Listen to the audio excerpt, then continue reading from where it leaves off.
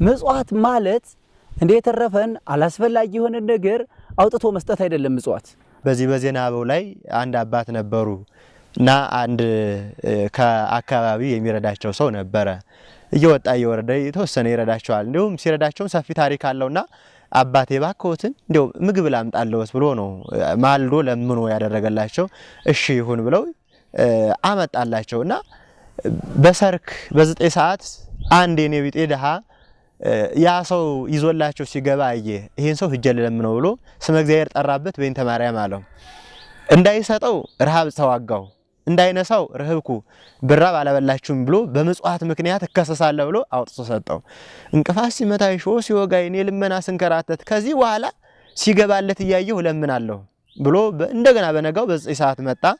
እንዳይሰጠው ራበው፣ አሁንም እንዳይነሳው ደግሞ ፈራ፣ ተግሳጽ እግዚአብሔርን ፈራ። አውጥቶ ሰጠው። በ3ኛው ቀን መጣ። 3 ቀንን ጾሙን አደረ። እስከ 7 ቀን ድረስ እንዲህ ያደረገ። በ7ኛው ቀን ተጋፋው፣ በጣም ራበው። ግን ስመ እግዚአብሔር ጠራበት። ያ ሰው መጥቶ አይ የዛሬን ልታገሳት ይችን ምጽዋት ሳልሰጠው በልቻት ያው ከመሆን ሳጥቸው ዛሬ ሞቼ መንግስተ ሰማያትን በወርስ ይሻለኛል። ጌታዬም ረህብኩ ወያብላይክሙኒ ብራብ አላበላችሁኝም ብሎ ከሚፈርድብኝ ይሄን ሰጥቼ ብፁዓን ለይርህቡ በእንተ ጽድቅ ስለ ጽድቅ የሚራቡ ተርበው የሚመቱ ብፁዓን ናቸው ቢለኝ ይሻላል ብሎ አውጥቶ ሰጠው። እውነት እውነት እልሃለሁ ብሎ ያን ቀን ሲሰጠው ከዚህ በኋላ እንዳይረባ አድርጌያለሁ ነው ያለው። እየተራቡ የሚሰጡት ነው ምጽዋት፣ እየተሸገሩ የሚሰጡት ነው ምጽዋት። ይቅርብኝ ብሎ ከፍለው የሚሰጡት ነው። ይሄ ማለት ክርስቶስ አካሉን ነው ስጋውን ቆርሶ ነው የሰጠን። ስጋውን ቆርሶ ማለት ልክ ያለንን እኛ ቆርሰን እንድንሰጥ ነው ማለት ነው። ልብሱን በጣም ሲያካብቱት ይጮሃል፣ ያለቅሳል። ሚለብሰኛ አጥቼ እኔ በሳጥን ታሽጌ እንዲሆን ሁይ። ነዳያን ግን ይራቆታሉ፣ ይበረዳሉ። ምግቡም እንዲሁ ሲያስቀምጡት በሪቅ በጎተራ አስቀምጠውት ያለቅሳል፣ ይጮሃል። ምንም እንኳን አፍ ባይኖረው በእግዚአብሔር ድምጽ ሊሰማ የሚችል ህይወት አለ ማለት ነው። ይወቅሳል። እኔ እያለሁ ነዳያን ተርበዋል ብሎ ይከሰናል። ነገር ግን የተረፈውንም እንኳን መስጠቱ ትንሽ ዋጋ ያሰጠዋል። ሙሉ ምጽዋት ባይባልለትም እንኳን ያችን እንኳን ያለችውን መጀመሪያው ሰማያዊ ባንክ ናት ማለት ነው። ሰማያዊ መዝገብ ናት። ሰማያዊን ዓለም ለመግዛት ምን እናደርግናትና የምጽዋት ጥቅሟ መንግስተ ሰማያትን መዋጀት ነው።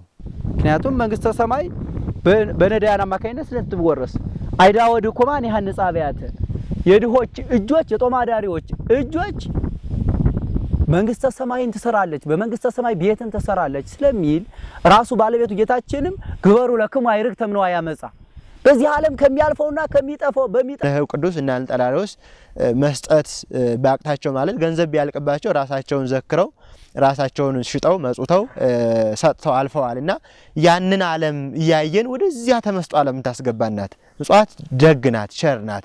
ምጽዋት ከራስ ይልቅ ሌላም ታስበልጥናት፣ መጥወተርስናት። ባጭሩ የማያስፈልግን ነገር መስጠት ምጽዋት ነው ወይ? የምጽዋት አይደለም። አላስፈልገውም ኩድሮም ስላላስፈልገው ተሶታል ሰው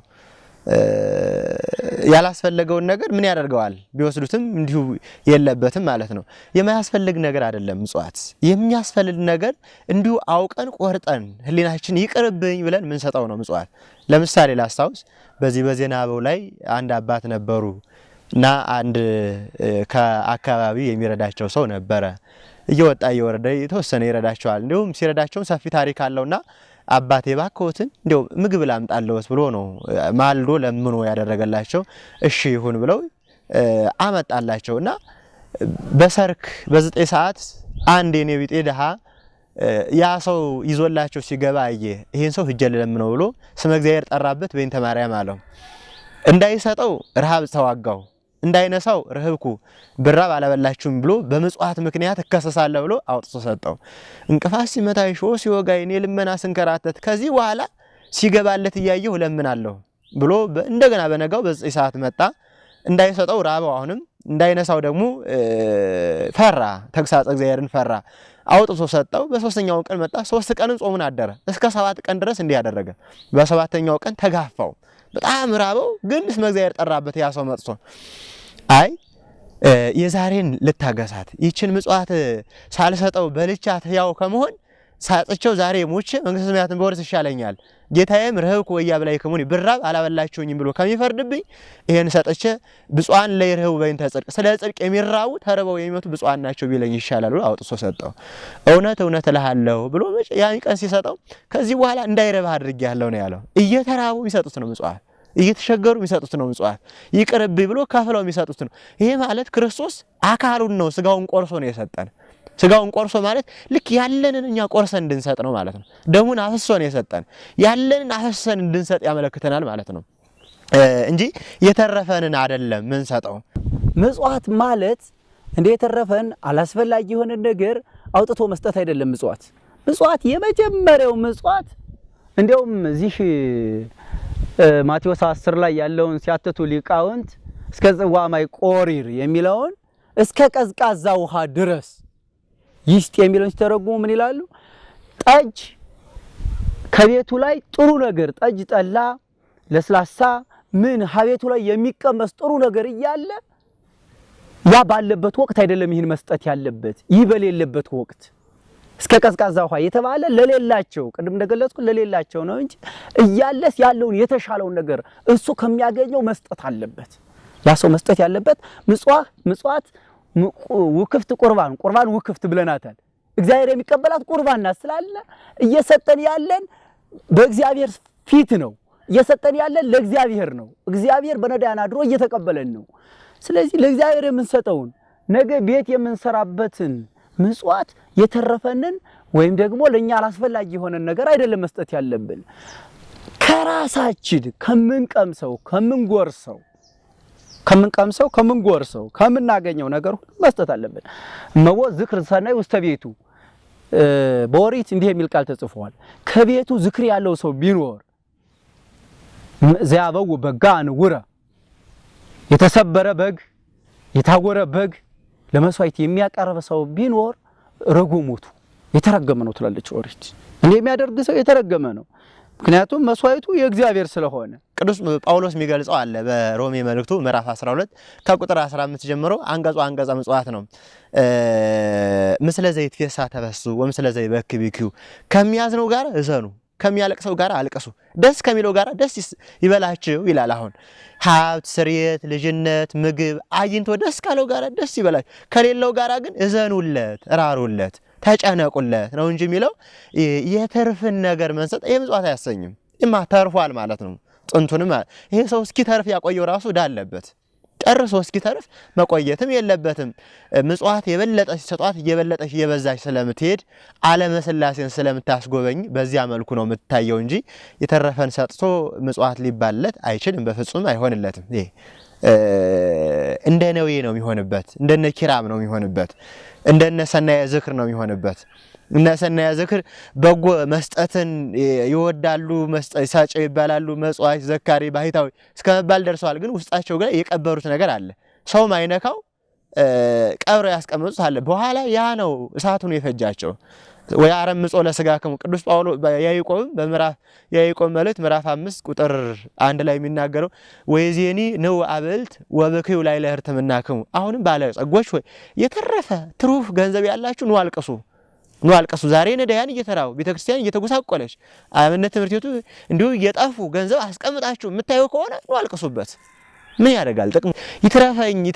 ከዚያ በኋላ ልስጥ ይሄ በጣም ተገቢ አይደለም ይሄ ርህራሄ የለሽ ጨካኝነትን ያመለክታል ይሄ ነውየነት ነው ነውየ እንዲህ ነበር አላማው የተረፈውን እንኳን ራሱ መስጠትን ጥቅም ይሄ ሰው እንዲህ ብንለው ራሱ ተርፎኝ ይሰጣለው የሚል ሰው በአገራችን በዘመናችን የለም ብዙም የለም እና ነውየ በሉቃስ ወንጌል ምዕራፍ 16 ቁጥር 19 ጀምሮ ያለው እንዲሁ ትርፉን ባይ ነበረ ነው መጨረሻ ላይ ነው ያዘነበት ነው ያለቀሰበት ምን ዲው ስጋዬን ቆርሼ እንኳን ዘክሬው ሆነ ነው ያለው ነው ምን ሰጥቸው ይሆን አሁን በዚያ ተደስቼ ኖር በላውበት ጠጣሁበት ብዙዎችን አሰቃየውበት ግን የጠቀመኝ ነገር የለም አላዛር ከዚያ ከነደጃፍ ተቀምጦ ሳይበላ ኖር አሁን ግን ደስተኛ ነው እኔ እየበላው ኖር ደስተኛ አይደለሁም ምን ነው ያለውና እንዳንጸጸትበት አስቀምጠነው አሁን ይተረፈን ብለን በኋላ መልሶ ይወቅሰናል ገንዘብ ይወቅሳል እንደውም አባቶቻችን ልብሱን በጣም ሲያካብቱት ይጮሃል ያለቅሳል ሚለብሰኛ አጥቼ እኔ በሳጥን ታሽጌ እንዲሆን ሁይ ነዳያን ግን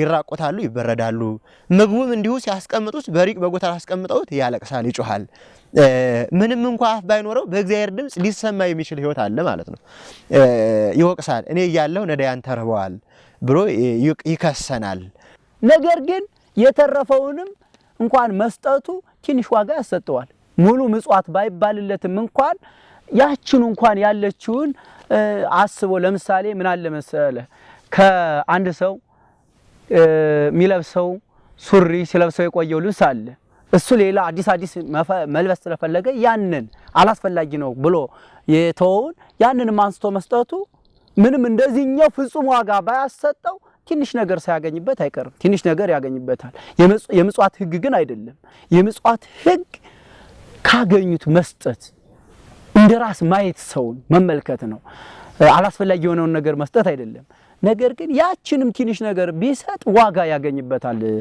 አንድ ባለጸጋ ዮሐንስ አፈወርቅን ጠይቆታል እሱ የጠየቀው ለውዳሴ ከንቱ ነው ውዳሴ ከንቱ ያሸንፈኛል ውዳሴ ከንቱ አድርጋትስ ባለው ጊዜ ውዳሴ ከንቱ ያሸንፈኛል ውዳሴ ከንቱ ማላገኝበት ከሆነ ይቅርብኝ እንደው ምጽዋቱም ያለበት ጊዜ ነበር ያ ባለጸጋ አይ ውዳሴ ከንቱ ይቀራል ብለህ ይጋፋኛል ይሻማኛል ብለህ ምጽዋቱን ከምትተው ምን በውዳሴ ከንቱ የመጸወትክ ቆይ አንድ ገበሬ ይላል ዮሐንስ አፈወርቅ የመሰለው ምሳሌ ነው ዘር ይዘራል ከወፍ ካራዊት ቢጠብቀው ሙሉ ምርቱን ከነትርፉ ያገኛል ባይጠብቀው ግን መቼም ትንሽ የዘር ያህል ሳያገኝ አይቀርም ብሏል ዮሐንስ አፈወርቅ እና ትንሽ ነገር ማግኘቱ አይቀርም ስለዚህ ያችኑ የተረፈችንም ቢሆን መንፈግ አይ ዋጋ ካላገኘውበት ብሎ ማስቀረት አያስፈልግም ዋጋ አለው ያም ቢሆን ግን እንደዚህ ፍጹም ዋጋ ሊሆንለት ፍጹም የምጽዋት ስርዓት ሊሆንለት አይችልም ነው ምጽዋት በኦሪቱም በወንጌሉም ስራ ተሰርቷል በተለይም ደግሞ እንደውም ስርዓተ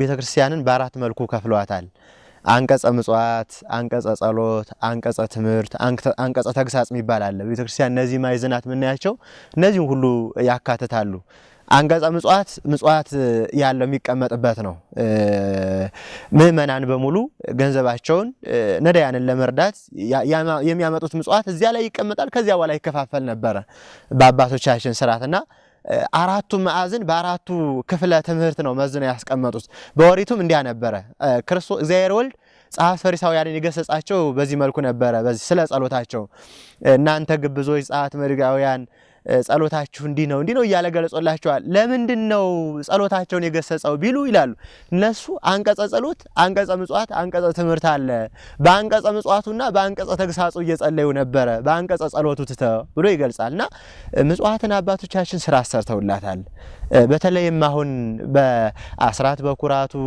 እየቀረ ሲሄድ ወደ ካህናት ደሞዝ እየመጣ እንጂ በቀድሞ አባቶቻችን ምጽዋት ተሰብስባ በየእሁዱ ለነዳያን ተሰጠ ነበር ቅዱሳን አባቶቻችን ሐዋርያትም ይሄንን ነበር በጣም ያስተምሩት የነበረው ፈጽሙ መልእክታችሁን ፈጽሙ አስተዋጽኦን አውጣጡ ምጽዋቱን አውጣጡ በልበ ሥላሴ ቆልፉት በልበ መንፈስ ቅዱስ አሳትሙት ሕያው ነባቢ አድርጉት እያለ ቅዱስ ጳውሎስም ይገልጽ ነው ነበር በተለይ ሁለተኛ ቆሮንቶስ ምዕራፍ 9 ቁጥር 1 ጀምሮ እስከመላውን ብንመለከተው ይሄ ምዕራፍ ምጽዋት እንዴት እንደሆነ ይገልጻታል እንዴት እንደሆነች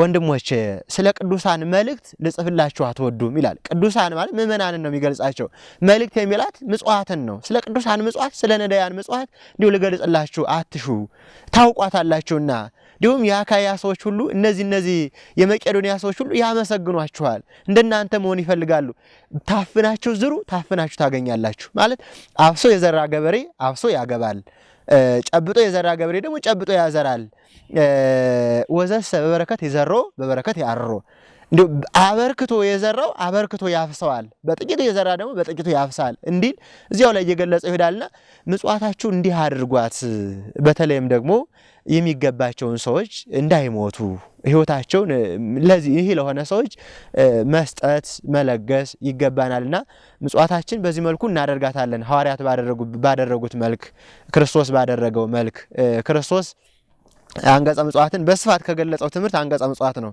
አንድ ጊዜ ህብስት አበርክቶ የመጸወተበት ጊዜ አለ የትምህርት ምጽዋት የመጸወተበት ጊዜ አለ የፈውስ ምጽዋት የመጸወተበት ጊዜ አለ የማቴዎስ ወንጌል ምዕራፍ 14 ቁጥር 16 ጀምሮ እንደራባቸው ሊሄዱ አልወድም እንደራባቸው መሄድ የለባቸውም እሊዝ ያሳዝኑኛል ያላችሁን ስጧቸው አለ የለንም አሉት ምጽዋት ተበረክታለች ከወደዷት ከሰጧት ያችን አበረከተላቸው በበረከት ምክንያት እንዲህ ያደረገላቸው ሰጣቸው በአምስት እንጀራ 12 ቅርጫት እንጀራ እስከመነሳት ደረሰ ማለት ምጽዋት ጥቅሙ ሰፊ ነው ምጽዋት በመመጽወት የሰው ልጅ የመጀመሪያው የሰዎችን ህይወት መታደግ ነው የሰዎችን ህይወት ምን ታደገው የሥጋ ህይወትም ሊሆን ይችላል የነፍስ ህይወትም ሊሆን ይችላል በሁለቱም መልኩ ልንታደጋቸው እንችላለን እኛ ምጽዋት በምንመጸውትበት ሰዓት ያ ሰው ሃይማኖትን ሊክድ የነበረው ከሃይማኖቱ ከመካድ ይድናል ይህ ምሕረት መንፈሳዊ ሊሆን ይችላል እንደገና ጦም ሲያድር ሲያዝን የሚያድረው ጦም የሚያድረውን አካል የታረዘውን አካል ስናለብስ ይሄ ደግሞ ምሕረት ሥጋዊን እናደርጋለንና የሰዎችን ሥጋዊም ሆነ መንፈሳዊ ህይወት በሥጋቸው ሞት ይከተላቸዋል በነፍሳቸው ደግሞ ሞተ ነፍስ የሚከተላቸው የሰዎችን ህይወት የመጀመሪያው የሰዎችን ህይወት መታደግና የሰዎችን ህይወት ማዳን ነው የመጀመሪያው የምጽዋት ዓላማው ጥቅሙ ማለት ነው ከዚያ መንግስተ ሰማይን መውረስ መቼም ዓላማችን የመጨረሻው በዚህ ዓለም ያለን እንደው በተለይ በክርስቶስ ክርስቲያን የተባል መንግስተ ሰማይን ተስፋ አድርገን ነው የተቀመጥ መንግስተ ሰማይን ተስፋ አድርገን ነው በክርስቶስ ስም የምንኖረው ምን መጸውትም ምጽዋት ለሁሉም የተፈቀደ ሁሉም ሰው መመጽወት ቢኖርበትም ሁሉም ሰው መመጽወት ቢኖርበትም በዋናነት ግን እኛ የምንመጸውት አንዱ ዓላማችን መንግስተ ሰማይን መውረስ ነው የሰዎችን ህይወት ከመታደግ አልፎ መንግስተ ሰማይን መውረስ የምጽዋት ጥቅሙ አሁንም በማቴዎስ ወንጌል ምዕራፍ 6 መላውን መመልከት ጥሩ ነው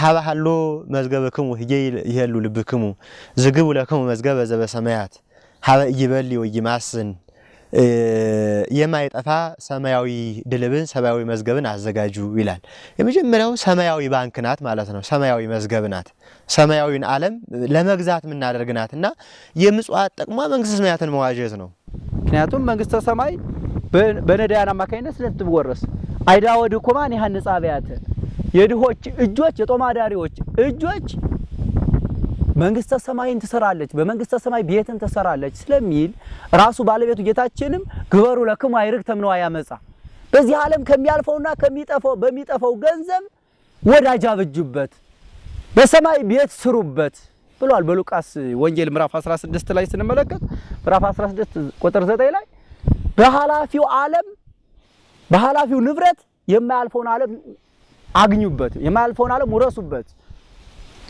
ዓለም ውረሱበት ብሎ ስላስቀመጠ ስለዚህ ምጽዋት መመጽወት ሁለተኛው ዓላማ መንግስተ ሰማይ ለመውረስ የሰዎችን ህይወት ከመታደግ አልፎ መንግስተ ሰማይ ለመውረስ ነው የመንግስተ ሰማይ ባለቤት ለመሆን ነው ምክንያቱም እኛ በዚህ ዓለም መኖራችን ይሄ ዓለም ስራ ልንሰራበት እንጂ ልንኖርበት የተፈቀደ ዓለም አይደለም የሥራ መስሪያ ዓለም ነው ሰው ስራ ሰርቶ የሚያልፍበት ዓለም ነው ስለዚህ ምጽዋት በዚህ ዓለም ስንኖር መመጽወት የተቻለን ያህል ማድረግ ባይኖረን እንኳን ማሰብ ይሄ ጥቅም ስላለው ነው ቅዱስ ጴጥሮስና ዮሐንስ ወደ ምኩራቡ ሲገቡ እዚህ ሐዋርያት ምዕራፍ 3 ላይ ነው እናገኘዋለን ሲገቡ ቀደም ምሕረት መንፈሳዊ ያልኩህ ማለት ነው ልክ እንደዚያ እነሱ ሲገቡ ምጽዋት ለመናቸው ምጽዋት ለመስጠት አልቻሉ ገንዘብ የላቸው ገንዘብ ስጋዊውን ምጽዋት መመጽወት ባይችሉ እንኳን ስጋዊ ምጽዋት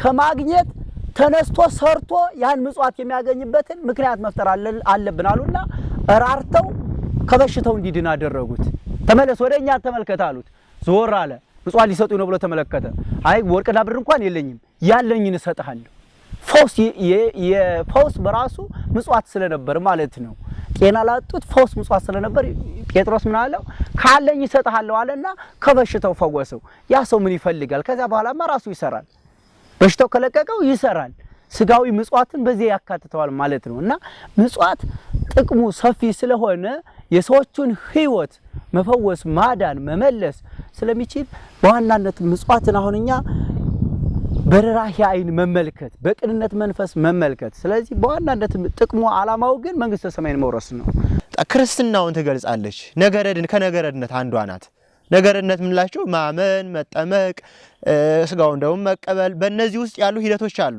ክርስትና የሂደት ዓለም ነው አንድ ጊዜ ዳና አይባልም ክርስቶስ ለድነት የሚያበቃውን ነገር ሰርቶለታል ከዚያ በኋላ ግን መዳን የሚገባውን ነገር ይፈጽምባታልና ክርስትናውን የሚያይባትና ጥቅሟ ክርስትናውን ያያል ክርስቲያን መሆኑን ይገልጽበታል ነፍስ እንዳለን የምናውቀው ስጋችን ሲንቀሳቀስ ነው ሃይማኖት እንዳለን የምናውቀው ስንመጸውት ስንሰጥ ነው እንዳለ ቅዱስ ያዕቆብ በመልእክቱ ምዕራፍ 2 ቁጥር 19 ጀምሮ በጎ ምግባር ያላት ሰውነትና በጎ ምግባር የሌላትን በሞት የረሳና ነፍስ ባለው አካል ነው የገለጸው በዚያ መልኩ ገልጾታል።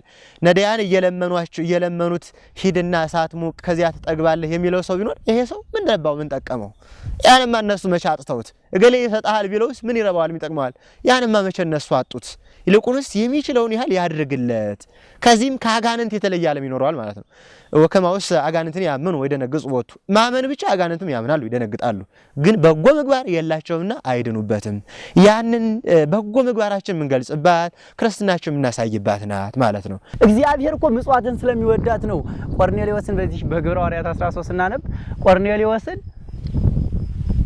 እንዲጠመቅ ጴጥሮስን ልኮለታል። አምኖ እኮ አልመጣም ቆርኔሌዎስ ከራሱ ካለበት ድረስ ነው አጥማቂ የተላከለት። ለምን? እግዚአብሔር ምጽዋቱንና ጸሎቱን ተቀብሎለት ነበር። በቅንነት መንፈስ ይመጸውት ስለነበር ዛሬም ቢሆን ሳይጠመቁ ሳያምኑ ምጽዋት የሚመጸውቱ ስጋዊ ርራህ የሚያደርጉ ካሉ እግዚአብሔር ያለ ጥምቀት መንግስተ ሰማይ መውረስ አይቻልም። ያለ ጥምቀት መንግስተ ሰማይ መውረስ ስለማይቻል እንዲጠመቁ ግን ራሱ አነሳስቶ አጥማቂ ያመጣላቸዋል ወይም አንድ ቀን በአንዲት ነገር እንዲሰበኩና እንዲጠመቁ ያደርጋቸዋል። እግዚአብሔር ለጥምቀት ያበቃቸዋል። እነዚያ ሰዎች ስጋዊ ርራህ የሚያደርጉትን ሁሉ ቆርኔሌዎስ አምኗል ሄደ። ከቤቱ ቁጭ ብሎ ሁሉን የተቸገሩትን የት ላይ ነው ችግረኛ ያለ እያለ በመመጽወቱ በቸርነት በማድረግ ምረት በማድረግ ቆርኔሌዎስ ማን መሰለው? እግዚአብሔርን መስሎታል። አንተ የኔን አራያ ፈለግ ተከትላል በስጋዊ ርራሂ በሰማዊ ርራሂ። ስለዚህ የቀረህ መንግስተ ሰማይ መውረስን አንዱ አላማው ስለሆነ ማለት ነው። መጨረሻው ግን መንግስተ ሰማይ መውረስ ነው አይደል? ስለዚህ አላማው እሱ ስለሆነ መንግስተ ሰማይን ለመውረስ ተበቃ ዘንድ መጠመቅ አለብህ በማለት ተገለጸለት በራእይ። ለጴጥሮስም ሄዶ እንዲያጠምቀው ጴጥሮስንም ሾክ አለው። ሄድና አጥምቀው ቆርኔሌዎስን አጥምቀው። ለቆርኔሌዎስም ለራሱ መጣና ጸሎት ወምጽዋት ካርገ ቅድመ እግዚአብሔር ጸሎትና ምጽዋት ወደ እግዚአብሔር ቤት ደርሷል። ነገር ግን በጸሎትና በምጽዋት ብቻ መንግስተ ሰማያት መግባት ስለማይችል ላክ ይጸውዑ ለከ ለጴጥሮስ ለስምዖን ላክና ስምዖን ጴጥሮስን ይጥሩልህ እሱ መጥቶ ያጥምቅህ ያን ጊዜ የምትድንበትን ነገር እሱ ይነግርሃል ተባለ። ጴጥሮስም መልእክተኞች ደረሱት እየጸለየ እያለ እነዚያን መልእክተኞች ተከትሎ ሄደ ቆርኔሌዎስን ለማጥመቅ። በቃ ይሄ የቸርነት የምጽዋትን ታላቅነት ይገልጸዋል። ሌላው ምጽዋት ጠቅሟ ልክ ማቴዎስ ወንጌል ምዕራፍ 25 ቁጥር 1 ላይ ጀምሮ እስከ 10 ብንመለከተው አምስቱ ደናግል አሉ፣ አምስቱ ጠይባን፣ አምስቱ አብዳት ማለት ነው። አምስቱ ልባሞች የተባሉት ዘይት ያላቸው ናቸው። ዘይቱ ከዘይቱ አንዱ ምጽዋት ነው። ፍትሐ ነገሥት ይገልጸዋል። ምጽዋት የሌለው ይላል። ምጽዋት የለሽ ሰው ድንግልናው ራሱ አጣቅመውም ይላል። እንደ አምስቱ ሰነፎች ይላል። እንዲያው ሲገልጸው ሰለስቱ ምዕት በሃይማኖት በዚህ በፍትሐ ነገሥት እነዚያ ሰነፎች ዘይት ይዘዋል፣ መቅረዝም አለ፣ ግን ዘይት የለም። ማን ነው? መቅረዝ ይዘዋል፣ ዘይት የለም፣ መብራት አለ። ዘይቱ ስለሌለ ግን አልጠቀማቸው፣ ቤቱ ተዘጋባቸው፣ ተከለከለባቸው። የእግዚአብሔርን በር ትከፍታለች ምጽዋት፣ ከሙሽራው ጋር ታኖራለች፣ ከክርስቶስ ጋር እንዲገቡ ታደርጋለች። እርሱ መራዊ ሆኖ እኛ መራውያን ሙሽሮች እንድንባል ታደርጋለች ማለት ነው። ብፁዓን ለተጸጉ ሰብአ ለመራበግሁ ወደ ሰርጉ ቤት ተጠሩ ብፁዓን ናቸው ይላል። ወደ ብፁዕነት ወደዚያ ብፁዓን ወደሚሰኙበት ሰርግ ታገባለች ምጽዋት። እዚያ ነው ጥቅሟ ማለት ነው። ዮሐንስ አፈወርቅ በተግሳጹ በስፋት ይገልጻታል። እኒህን ሰነፎችን ማን ነው በዚህ በድርሳኑ ላይ ይገልጻታል። አምስቱ ጠባባት አምስቱ አብዳት የሚላቸውን ይገልጻችሁ። ምን መብራት ይዛችሁ ድንግልና ይዛችሁ ምን ዘይት በጨመራችሁ ይላል። ሃይማኖት ይዘናል፣ በተሻለ መልኩ እንሞክራለን፣ ርህራሄን ብንጨምርበት ያሰኛል ምስጢሩ በዮሐንስ አፈወርቅ በሊቁ ሐሳብ ማለት ነውና ባጭሩ ሙሽራው በሚመጣበት ጊዜ እስከ ዘይታችን እስከ መብራታችን እንገኛለን ማለት ነው። ምጽዋት ስንመጸውት ፍጡር ማንን ይመስለዋል? ፈጣሪውን ይመስለዋል ይላል። ፍጡር ፈጣሪውን ይመስለዋል፣ ድነትን ያገኝባታል። ሌላው ብፁዕ ታሰኛለች። ብፁዕ አምላካችን የሚራሩ ብፁዓን ናቸው፣ የሚያዝኑ ብፁዓን ናቸው እንዳለ ርህራሄን አግኝተ አድርገን ብፁዕነትን ብፁዕ ከዚህ ወለጠ ሌላ የለንም እኛ። ብፁዕ ማለት ደግሞ በማራራት በመስጠት በመመጽወት ይሄንን ርህራሄን ከገለጽንባት መንግስተ ሰማያትን የምታወርስ ዓለም እንደሆነች እናውቅባታለን ማለት ነው። ሌላው ስጋዊም ሆነ መንፈሳዊ ችግርን ያስወግዳል። ስጋዊም ሆነ መንፈሳዊ ችግርን ለማስወገጃነት ይጠቅመናል ማለት ነው። ዳንኤል 4:27 ላይ እንመልከት። ናቡከደነጾር ወደ እሪያነት ተቀይሮ ነበር። ወደ እሪያነት ከተቀየረ በኋላ ትንሽ አይምሮ ግዛን ያው የሰው ያ አይምሮ ግዛኑ በውስጡ ስላለ ዳንኤል ወደሱ ወዳለበት ሄደና ለናቡከደነጾር እሪያ ከመሆን የሚድንበትን ነገር ነገረው። ናቡከደነጾር ህልም አይቷል። ህልሙ እሪያ እንደሚሆን ነው የሚገልጽለት የሚያመለክተው። ግን ደንግጦ ነበር። የሚተረጉምለት አጥቶ ሳለ ናቡከደነጾር ዳንኤል እንዲተረጉምለት ጠራው። ዳንኤል ተረጎመለት።